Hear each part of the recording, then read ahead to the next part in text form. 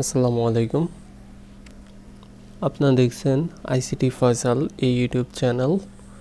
তো আজকের টিউটোরিয়ালে আমরা দেখব যে আপনারা কিভাবে অ্যাপ্লিকেশনের ভিতরে বাংলা ক্যালেন্ডার ইমপ্লিমেন্ট করবেন যে কোনো অ্যাপ্লিকেশনের ভিতরে। তো এখানে দেখতে পাচ্ছেন আমি একটা অ্যাপ তৈরি করে ওপেন করে রাখছি, দেখতে পারতেছেন। তো এই ডেটটা কিন্তু ডাইনামিকলি চেঞ্জ হবে। এখানে দেখতে পাচ্ছেন যে 23 তারিখ, আজকে কিন্তু ইংরেজি মাসের 23 তারিখ ফেব্রুয়ারির। তারপরে এর নিচে কিন্তু বাংলা তারিখটা 10 তারিখ, আর এখানে মোটামুটি নির্ভুলভাবে শো করবে ফেব্রুয়ারি 2023, মাঘ ফাল্গুন চলতেছে 1429 বঙ্গাব্দ, আর বার তো উপরে বৃহস্পতিবার দেওয়াই আছে। আর আগের ভিডিওতে কিন্তু আমরা এইভাবে দেখিয়েছি বাংলা তে ডেট শো করা বৃহস্পতিবার 10 ফাল্গুন 1429 বঙ্গাব্দ বসন্তকাল, এভাবে কিন্তু গত ভিডিওতে আমরা দেখিয়েছি উপরেরটা। তো আজকে আমরা এই ক্যালেন্ডারটা শো করা কিভাবে যায় সেটা দেখব, আর এটা ডাইনামিকলিভাবে চেঞ্জ করতেছে কিনা সেটা দেখার জন্য আমরা এখানে আমাদের যে টাইমটা আছে তো সেই টাইমটা আমরা চেঞ্জ করে দেব। টাইম অ্যান্ড ডেট থেকে, ডেট অ্যান্ড টাইম থেকে অটোমেটিকলি টাইম চেঞ্জ এর অপশনটা বন্ধ করে দিলাম। তারপরে আমরা ডেটে চলে যাব, দেন দিয়ে দিলাম 2025।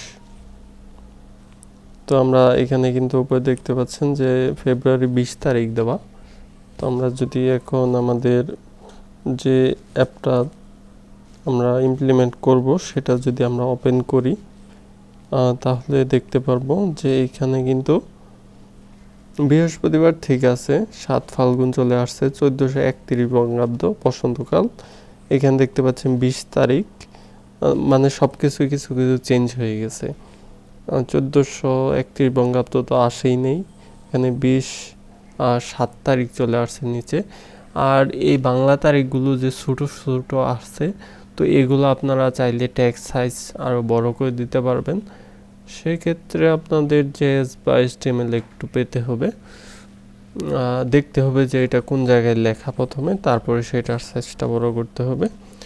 তো এখন আমি এটার ইমপ্লিমেন্টেশনটা দেখব, আর সোর্স কোড আপনারা কিভাবে পেতে পারেন এই বাংলা ক্যালেন্ডারের।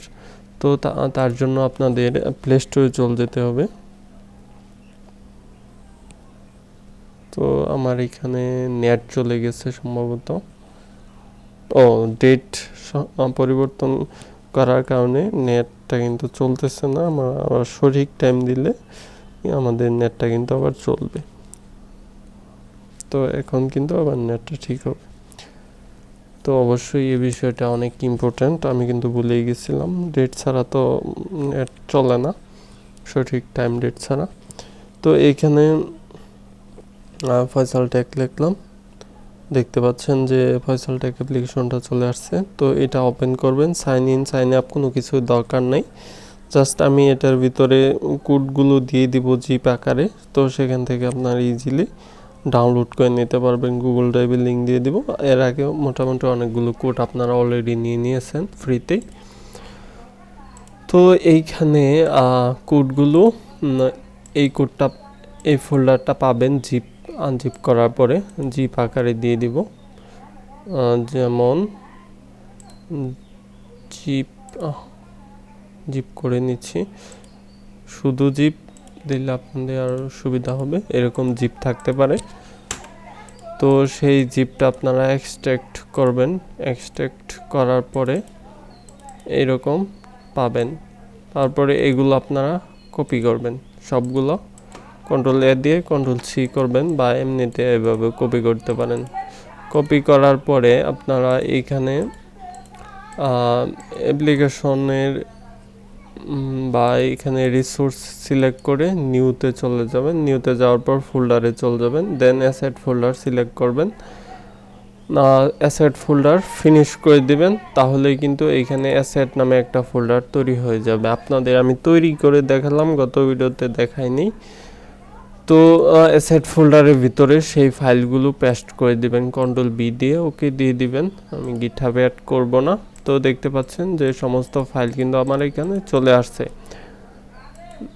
আসার পরে আমরা মেইন অ্যাক্টিভিটিতে অলরেডি যেহেতু একটা ওয়েব ভিউ নিছি, আরেকটা ওয়েব ভিউ কন্ট্রোল সি দিয়ে নিয়ে নিলাম, কন্ট্রোল বি দিয়ে এর নিচে পেস্ট করে দিলাম। আর এখানে অলরেডি রিলেটিভ লেআউটটা নেওয়া আছে। আর এখানে আমরা আইডিটা চেঞ্জ করে 2 দিয়ে দিচ্ছি, ওয়েব ভিউ 2। আর সেন্টার প্যারেন্ট আমি রিমুভ করে দিচ্ছি। আমি এখানে সেন্টার প্যারেন্ট রাখবো না, আমি লেআউট বিলো ইউজ করব, যেহেতু রিলেটিভ লেআউট নিয়েছি। আমার আগের যে আইডিটা সেটা হলো ওয়েব ভিউ আইডি, তো সেটা দিয়ে দিলাম। আর এখানে রিলেটিভ লেআউটের সরি লেআউট বিলো ঠিক আছে। এবার এখন এখানে যেহেতু রিলেটিভ লেআউট নিয়েছি, তাই আমাদের এখানে সেন্টার হরিজন্টাল আমরা করতে পারি থ্রো, তাহলে সেটা সেন্টারে চলে যাবে। আমরা দুইটা ওয়েব ভিউতেই দিয়ে দিতে পারি, কন্ট্রোল বি, ওকে। আর দুইটার মার্জিন প্যাডিং কিছু চাইলে দিতে পারেন, লেআউট মার্জিন টপ 15 ডিপি, ওকে। তো এবার এই আইডিটা আমাদের ফাইন্ড করতে হবে, ওয়েব ভিউ আইডি 2, ব্যাকএন্ডে চলে যাব, একটা ভেরিয়েবল দিয়ে দিচ্ছি। ভেরিয়েবলটা যে কোনো কিছু হতে পারে, আমি এখানে ওয়েব ভিউ 2 নামে দিয়ে দিচ্ছি। আইডিটা ফাইন্ড করতে হবে, এই লাইনটা কন্ট্রোল ডি দিয়ে ডুপ্লিকেট করে নিলাম, ভেরিয়েবলটা এই সামনে দিয়ে দিলাম। দেন আইডিটা আমাদের দিয়ে দিতে হবে, আইডিটা দিয়ে দিলাম। দিয়ে দেওয়ার পর জাভাস্ক্রিপ্ট এনাবল ফাংশনালিটি অবশ্যই একটা লাইন দিতে হবে, আমি এই 3টা লাইন দিলাম। এই ভেরিয়েবলটা আমি চেঞ্জ করে নিচে দিয়ে দিচ্ছি সবগুলোতে, ডাবল ক্লিক করে সিলেক্ট করে control C control B. Web view টুর যে ওয়েব ভিউর ফাংশনালিটিগুলো সেগুলো সব এনাবল হয়েছে। তো এখন আমাদের এই যে ইটা আছে, ক্যালেন্ডারটা আছে বাংলার, তো সেটা আমাদের এখানে ইন্ডেক্স মান্থ দেওয়া আছে। তো সেটা আমরা রিফ্যাক্টরে গিয়ে কন্ট্রোল সি দিয়ে কপি করে নিলাম। এখানে ইন্ডেক্সটা আমরা এই লাইনটা আমরা ডুপ্লিকেট করব, কন্ট্রোল ডি দিয়ে ডুপ্লিকেট করলাম। ডুপ্লিকেট করার পরে এখানে ইন্ডেক্স মান্থ ডট এইচটিএমএল এখানে যেভাবে লেখা আছে হুবহু সেভাবে লিখে দিলাম। দেন আমাদের লোড করাবো কি সে ওয়েব ভিউ 2তে, ওয়েব ভিউ 2 ভেরিয়েবলটা এখানে দিয়ে দিলাম। ফাইন, আমাদের সব কাজ কমপ্লিট। এবার আমাদের ফিজিক্যাল ডিভাইসটা কানেক্ট করে অ্যাপটা রান করব। এইখানে দিয়ে অবশ্যই একটু অপেক্ষা করতে হবে, আমাদের ফিজিক্যাল ডিভাইসে অ্যাপটা ইনস্টল হচ্ছে।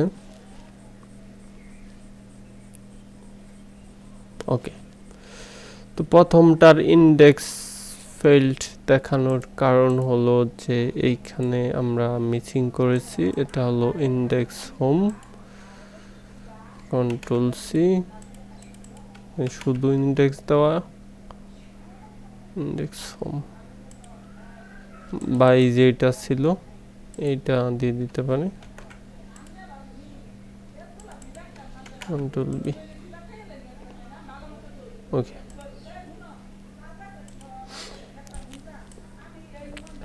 অবশ্যই একটু অপেক্ষা করতে হবে, আবার ইনস্টল হচ্ছে। তো দেখতে পাচ্ছেন যে আমাদের এইখানে ক্যালেন্ডারটা শো করতেছে, বাংলা ক্যালেন্ডার। তো আমরা যেহেতু বাংলা ক্যালেন্ডার শো করাইছি, বাট আমাদের এখানে আমি চাচ্ছি যে বাংলা ডেটগুলো আরও বড় শো করুক আর ইংরেজি ডেটগুলো স্মল শো করুক, যেরকমটা এখন বাংলা শো করতেছে। আমি এখানে বাংলায় প্রাধান্য দিচ্ছি।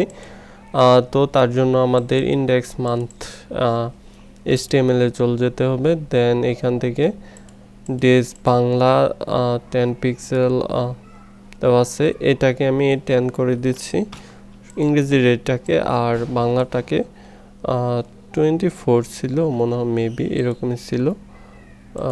সেটা আমি বাংলাটা বড় করে দিব, আবারও ইনস্টল করতেছি। তো দেন এখন দেখতে পাচ্ছেন যে আমার বাংলা টেক্সটটা কিন্তু বড় শো করতেছে, আর ইংরেজিগুলো কিন্তু ছোট শো করতেছে। তো এরকমভাবে আপনারা ইজিলি বাংলা ক্যালেন্ডার আরও মডিফাই করতে পারবেন। আপনারা HTML ভালো পারলে চমৎকার একটা ডিজাইন করতে পারবেন। এইখানে যে কালার দেওয়া, এখানে সিলেক্টেডটা টুডের যে কালারটা সেটা রেড করা, আপনারা চাইলে বাংলাটাও একটা কালার দিতে পারবেন। বিভিন্ন HTML যদি আপনারা পারেন সেই ক্ষেত্রে এটা আরও সুন্দর করতে পারবেন। এখানে CSS এইখানেই দেওয়া, HTML এর এইখানেই। তো CSS পারলে আপনারা সেটা আরও সুন্দর করতে পারবেন। তো এই টিউটোরিয়াল এ পর্যন্তই। নেক্সট টিউটোরিয়ালগুলো দেখার আমন্ত্রণ রইল। আল্লাহ হাফেজ।